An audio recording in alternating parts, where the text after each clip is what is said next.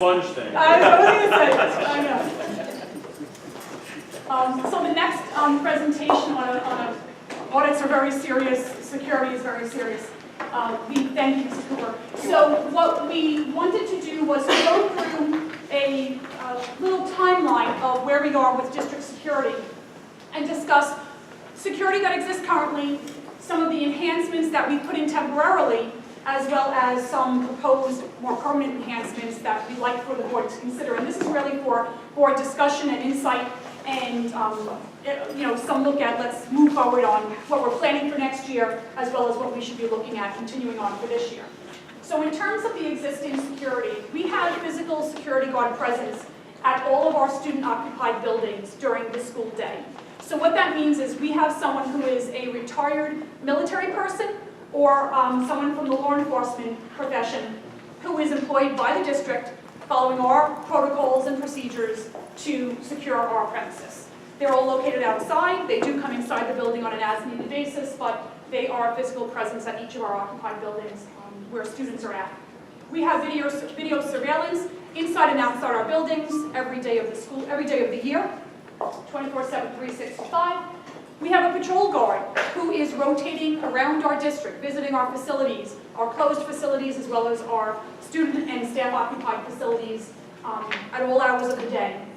And then we have a report line, a reported tip line, where folks could report either through a phone call or through an email system that comes directly to central office, any anonymous security information that they'd like for us to consider or any fears they have that comes through that reporting system. In terms of enhancements that we have put in place to the existing procedures, we have additional guards that have been placed at student-occupied buildings, both during and after the school day. We have additional patrol guards monitoring our facilities on top of what we have existing. And then we have contracted with a firm. No money has been spent, but we've identified the firm and we have a purchase order in place with them to have incremental security access to professionals if we ever needed to incrementally secure one of our facilities based on something that might be happening. So that just enabled us to really double our workforce in the security arena if we needed that. We also have student bag checks that are being implemented at the discretion of the Suffolk County Police Department and/or administration. And then we have trained bomb-sniffing dogs, which again, for the same reasons, they will sweep the buildings. They'll be there at the student arrival times at the discretion of the police department and/or administration. So in terms of what we can do more permanently, because we put these pieces in place on top of what we've done, but we now need a direction on where we're going.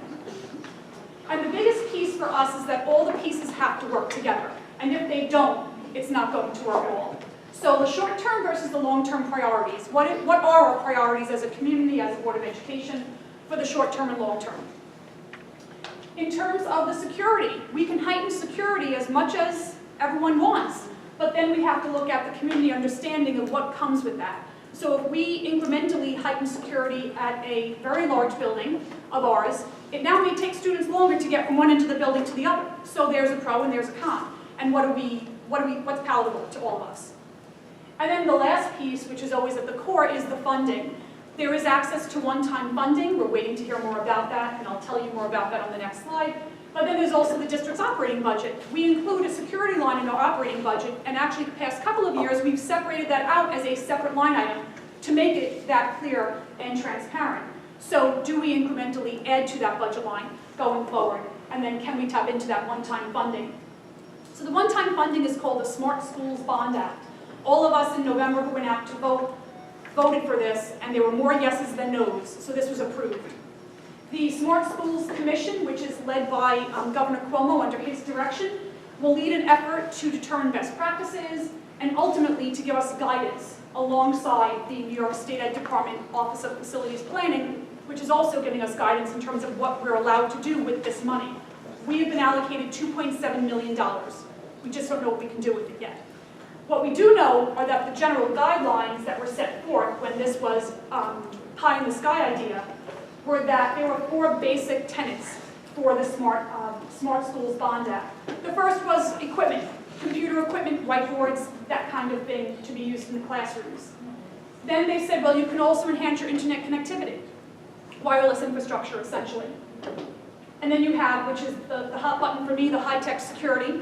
What does high-tech mean for Governor Cuomo versus what we think it means here? And then the last piece is facility renovations for pre-K programs. It really runs the gamut.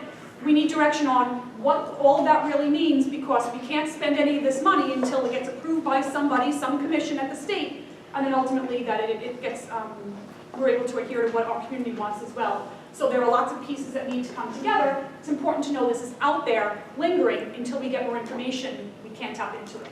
But that could potentially... Do you have any idea what the timing is as to learning about that? We have no idea. I actually reached out last week to the State Ed Department, as well as consultants we work with who are very much tapped in. There is not a timeline to be had yet. So it's concerning. Right. It's concerning because we know it's out there, we want to use it, we've got a prime opportunity now to tap into it, and we can't yet. So some of the enhancements that we're looking at doing on a more permanent basis are listed here, and I would welcome the conversation about where it is we'd like to go. We categorize these into two different areas. So the first is while school is in session, and it's pretty clear that while school is in session, we have guards in all of our buildings. So one of the ideas is to employ additional guards on the perimeter of our buildings, have more of a presence outside. The incremental idea to that is not only have more outside, but start to employ guards on the inside of our buildings. Have these guards be incremental to monitors who are roaming the buildings, who are at certain areas of egress at the buildings, who are there to serve as a resource for the building administration and for the staff and students. So that's while school's in session. The second layer to that is now school is out, then what do we do with our buildings? So our buildings are not closed after students leave. We have building use in most buildings until about 10 or 11 o'clock at night by outside groups and also by our own students in school-sponsored activities. So the thought here was from the end of the school day until the last person steps foot out of our buildings, we should have security personnel there as well, inside the buildings and outside the buildings. And those are, it's a kind of a menu option. Which one? Do we want just outside? Do we want just inside? Do we want a combination of both? Do we want guards at every door? Do we want guards at key doors, which means we have to funnel people into certain areas and out of certain areas? So those are two distinctly different protocols than what we're doing now. It would feel differently for people coming to visit our buildings. The additional permanent adjustment that we could do for the current year would be to implement an expanded security guard patrol function. What that means is that we have a guard more of the day roaming our buildings, who is outside, who is walking around our buildings. We have a system whereby the guards tap into hotspots at our buildings to confirm that they were there. So there would be more of that. They'd be out of their cars, they'd be out and about around our facilities. And then we have guards as chaperones, which is just an incremental layer when necessary. Certain types of events may require more security guards versus more chaperones, and it's really just getting that balance, working with building administration to see what's really happening at the individual building events. In addition, a central monitoring station. So this would mean every day, every hour of every day, we would have a central force of security guards that would be located in a central office, and they would be monitoring security cameras.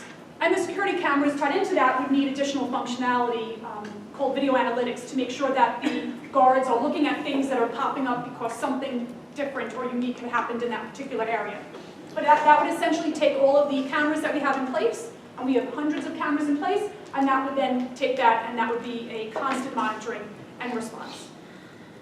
We could fully implement the Smart Badge system, which is a tap-in system that we have for employees that we began to roll out a year and a half ago at some of our buildings, and we could now fully implement that. It comes at a cost of about $75,000. That would mean that all employees would get a smart badge. They would tap in and out of the buildings to gain access because every exterior door would be permanently locked, and then you would have to have a different system for visitors, which is then the next item, which is a visitor management system, where visitors would all be buzzed in, and there would be a whole process where driver's licenses would be provided, they'd be scanned, they could potentially be scanned against master lists of designations for identifying folks that we may not want in our buildings, and then ultimately having folks arrive at where it is their final destination is in the building. This is similar to what they have in like buildings in Manhattan. Absolutely. They scan your license, Absolutely. they take your picture, and then they give you the pass to get up to whatever floor you're going to. And then your badge could actually, the ink could dry out after a certain number of hours based on where you're going and how long you're expected to be there. Yep. And some districts actually have that now, so it's new technology, but it's not as new as maybe we'd like to think. And then the last piece is a student tracking system where students would then get a badge they'd be required to wear, and they would then they'd be tapping into a building based off of a kiosk like this. There would be several kiosks in each of our buildings. They would all funnel through, and they would tap in, and someone on the other side of that kiosk, like the guard, would then be able to identify, for instance, if someone taps in and there's a red flash that goes up, they would know that that student, something's going on, that student might not be allowed in the building, and that student would then be pulled on the side and wouldn't gain entrance. So you could have this for staff, visitors, students. It runs the gamut. The technology is out there. That is an estimated with visitor management about $300,000, and the student tracking system for student attendance and building entry at about $200,000. That would be something we need to plan for the next school year in terms of budgets. And then you have other ideas. So you can have things like limiting the use of our facilities by outside groups. That would enable us to not have to employ the guards at the end of the day to then monitor our facilities. You can install gates, security kiosks, you can install metal detectors. You can install a lockdown device, which is a device that gets attached to every interior door so that the door remains locked, so that if in the event that you're called into a lockdown because there is some activity in the building that you need to secure the students and staff inside closed areas, that there would be one button that the teacher or anyone would push, the door would then be engaged in a locked position, and then everyone would go where they needed to go in the building if a lockdown was called. And then there's the extreme, which is a panic one response button, where if in fact the building needed to be locked down instantly, there would be something likely in the main office that would be pushed, and then a number of different elements would happen. Automated messages would happen, computer screens would change with an important message, the building would get locked down, there'd be a message instantaneously sent to the police department, but there's a whole integrated procedure that would occur if this very high-tech panic button was installed. So it's the smallest piece of adding security guards as chaperones to the largest piece, which is securing the outside of our buildings and fences. It runs the gamut. So those are the proposals, a little bit about what we've done, and then really we're looking for some conversation about where we go from here, what you'd like for us to look into in terms of the budget for next year, because we need to really start that work now as we start to develop next year's budget, and then what we should do more in the short term for this year to address any concerns that we have. Okay? Excuse me. Ms. Caliendo, I just have one quick question. You used to get a tech grant from the state. I don't know if that was cut off. Is that the same thing that we're talking about now with the technology component? The tech grant, we get state aid, technology aid, Right. which is very specific for instructional programs, so not for security, Okay. very much for instructional programs. So And there there, is a different, and this is more security-based technology for our it buildings? is, but the money that we get on the technology state aid is a microcosm of the money we need. The Smart Schools Bond Act, Right. one of the 4 allowable pieces that we understand right now is for security enhancement. So that is a one-time money available to school districts Right. that we're waiting for guidance on. So that's a very different piece than the technology aid that we get for instructional materials and that kind of thing that comes in through our operating budget. Thank you. Sure.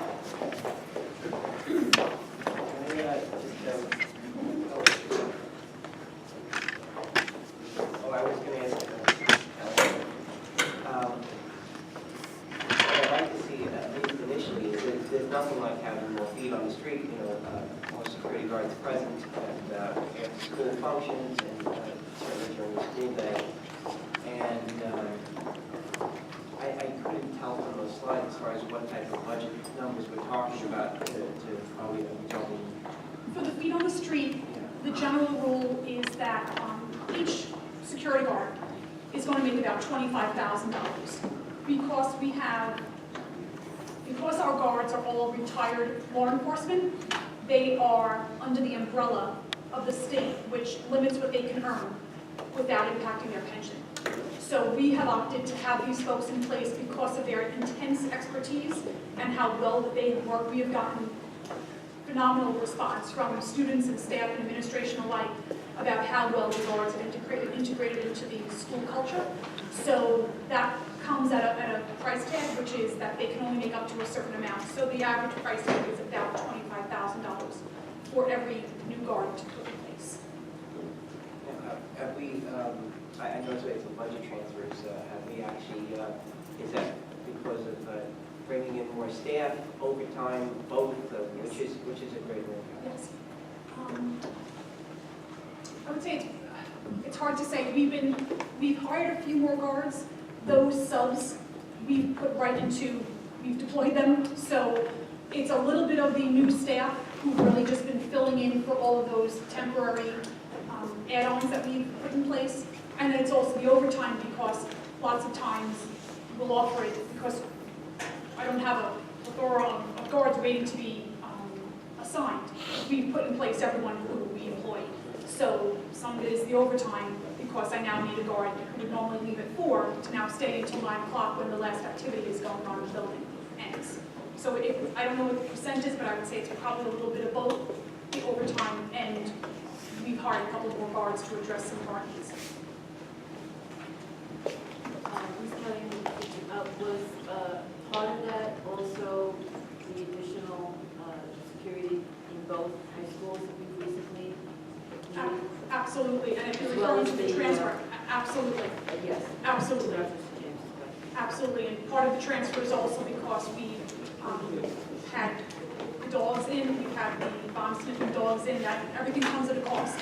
But we've made those decisions to protect our students and staff and the community, and that comes at a cost. So part of that transfer that you see, that you're referring to on our board report tonight is related to a couple of more people, a bit more overtime for the existing people, and then transferring money around just simply because of paying some bills that we had incurred. So you have the short-term fix, which is doing that now, but as we look forward and we go towards next year and in the future, I see a bunch of these things. I guess they were on page 14 of the slideshow. The differences, and I don't know if you have the answers to this, but some of the things that I'd like to, maybe look at is, the smart badge system and the comparison between the smart badge system and the student tracking system. Are they kind of the same thing, just different levels? We can track everybody that comes in. How does that interplay with the visitor management system? Is there a way to do, not all of it, but, a hybrid of some of the stuff or some of the systems here, so we can, in essence, take a big step forward and protect, or at least keep track of who's in and out, because I believe that may deter, may help us investigate when there are issues. Unfortunately, the days of, my mom being a home monitor at Candlewood, that doesn't work anymore. So I would really like to, look in depth as to what some of these might cost, not necessarily, the $575,000 for the 3 systems, but something that would consider, a hybrid that would get us all of that, or at least give us a little bit more peace of mind. At least that's from my perspective. Anybody else can comment as they wish. I like the people, and I like the recording of it. So, I think if somebody's going to have an intent to harm, tracking system or not, they're going to run right through a paraprofessional at a door. And that's why I think having a higher intensity security guard present in the buildings, monitoring who's coming and going is paramount. What does it really get us to spend, $200,000 on knowing which kid is in the building? I just don't know how that changes the security of the building. we have attendance, we know who's in the building anyway. If there's a specific student that's not supposed to be in the building, then obviously we need to be on the lookout for that. Do we need a $200,000 system to tell us that student's in the building? I don't know the answer. My thought is that if someone who appears to be a high school student's age is looking to do harm, they would gain relatively easy access to any high school building if they know when to show up. So while no one system will address everything we need to accomplish, the student management system would clearly put in place some of the limitations. So if I looked 17 and wanted to do harm, couldn't gain So access, that's you'd be different. flagged and pulled. That's different. You're talking about preventing a kid who's not one of our students. So the idea to track the students is to keep out the kids who aren't students. Correct, and the system could also, just because it was being discussed tonight, if we have a student that is suspended for the rest of the year, while That would be everyone could very simply know who the student is and what that person looks like, this would enable anyone who doesn't know that, or maybe someone's in a different post, it would cover it, so that student would be nice. Reflect regulated. that kid. And So it again, addresses a I'm not piece. saying that we should install all $500,000 worth of equipment. I'm just saying, if we can come up with something that makes sense, that we can, track who's coming in and out, monitor the folks, whether it be, listen, if we do anything during the school day, great, but once everybody leaves school at 2 o'clock or 3 o'clock, and if people are coming and going out of the building, you can monitor all you want in the morning. You've opened yourself up for That's part For of our attacking it. conversation. If we're gonna monitor or check bags or do all these things during the school day, and then at 2 o'clock, we're not gonna do anything, everybody goes home. then it's People meaningless, come and because go into, in people and out can of the bring things building. into the building after Absolutely. the fact that we stop checking, and it's, whatever we did all day is useless at that point, unless we're gonna sweep the building every night before the next day of school. Unfortunately, this is such a delicate situation. We're not going to solve anything tonight, but I think that we should definitely, at least from my perspective, I'm really concerned about, what we should do. I don't have the answers. I don't have any suggestions. I'm saying that we need to probe this quickly, not make a rash decision, but at least get as much information as we can, as quickly as we can, because, we're going to be voting on a budget in 4 months, 5 months. We need to know the security. I don't want to wait 18 months before we start doing something. That's just this guy's opinion. So are these three monitoring systems provided by the same company? No, they're not. The smart badge So we can't get a system, 2-for-1 price? no, they're uniquely different. The smart badge system You're always looking for a deal. is something that is currently in place, and we're rolling it out slowly. Right. We've rolled it out more in the past 2 years than we had before that, but it's an existing simple system that we would add to. The system for visitor management is uniquely different from the student tracking system, because the student tracking system, at least the company that I had experience with, that actually integrates with our Infinite Campus system. So there is some intelligence that goes back and forth. Right. Do they maybe offer a visitor management system? They may. I haven't asked them yet, but they potentially may. So there may be a 2-for-1, but not a 3-for-1, sure. Right. But I can ask. Okay. And with these systems, after school, when you have now security guards outside, security guards inside, are they also running the system? Are they Absolutely. screening every single parent and child individually? They could, and that's the reality where on that little cog slide, it all has to fit together. So if we want to have buildings that are incredibly secure and tight, then maybe we need to consider doing that. But if we implement a visitor management system, everyone needs to know if they're coming in for an outside activity, get there 10 minutes early, because you might have to go through half Hollow Hill security, which is fine, but it just adds a little bit. This is such a comprehensive, that's what you say, it's such a comprehensive topic, that there's the level of people who come in after school who use our building, either for sports, or for clubs, or for SHG preps, or for any number of things, to sporting events, to concerts where you have hundreds of people coming in who are clearly not their families, their grandparents, their relatives, their neighbors. There's multiple levels of security that we need to to consider, to digest, and then to decide how much and how intrusive this is going to be, how much the community wants their children and themselves to be put at. Every time you're gonna go near that building, you need to know that you have to have your driver's license. If you left it in the car, I'm sorry, it's raining, you've gotta go get it. And many You of can those do are like a running out. TSA There's a pre-check, whole- you know, I mean, I'm pre-checked, I go right through the security at the airport, I mean, it's just simplistic. Like an easy You know, you pass, laugh like an at easy it, pass, you get the fast lane. you know, if we're gonna do something, it's gotta be all the way, otherwise, don't waste your time, waste your money, we might as well just, you know, hire a couple guards and hope to scare people away, because if you're not gonna do it 24/7, then you've just wasted all your money by doing it from 7 to 2.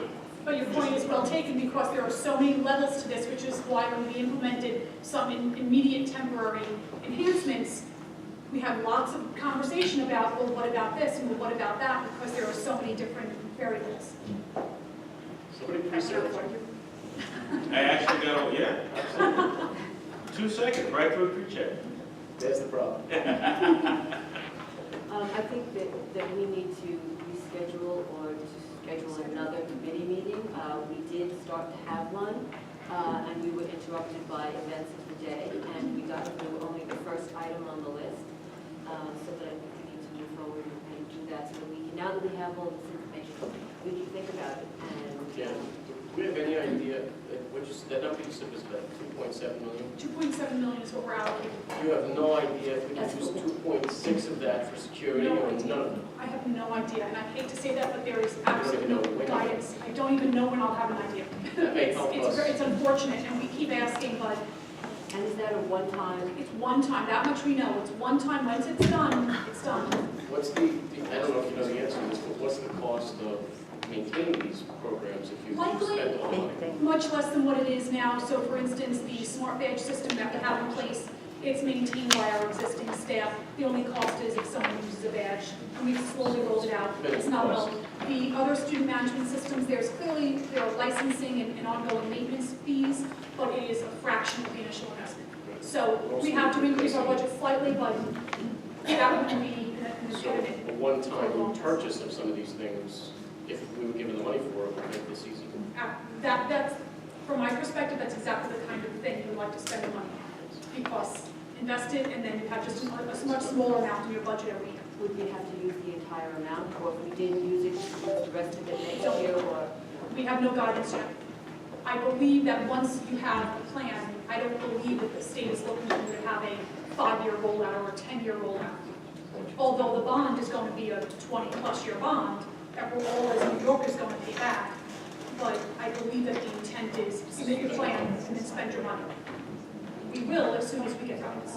Okay, at this time, Mr. Garazone, I would ask if you would consider authorizing the school district to move forward in hiring additional security guards. That's the immediate. How many, are we talking about a number? Well, but how many of them? One budget, that would be. Per guard, it's $25. So how many are we talking about? We are looking for a minimum of an additional 2 at each high school for the outside and 1 for the inside at each high school. So 3. So total is Even if the size of the schools, the buildings, and the actual areas different, 3 would be sufficient. East has more, Star East has more ratings, so we would be increasing the same number, but East has more doors than Station President. Only because it's such, the size of the campus itself, from end to end, is at the. So this provides us with the flexibility that we need in terms of the current staffing. It provides us with the flexibility to have security guards in chaperone type situations if we choose to do that. And it also provides the opportunity for us to better control the building in the off hours, or what we're considering off hours, which are, from the close from the bus home till